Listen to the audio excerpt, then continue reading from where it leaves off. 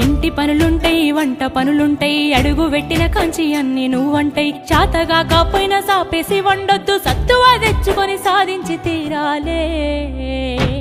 నీ ఈడు సిన్నరే బిడ్డో నువ్వెట్లి రుకుస్తావు బిడ్డ జర్రయాదిలా జర్రయాదిలా జర్రయాది నుంచోకోవే బిడ్డో అడుగు పెడుతున్న తొట్టోరిల్లు